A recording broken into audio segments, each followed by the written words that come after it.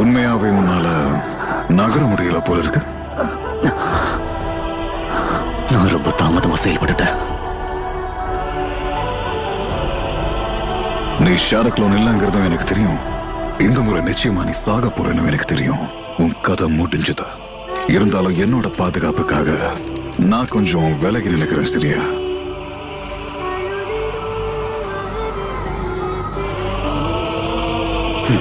நீ இப்போ வலிய உணர்வ.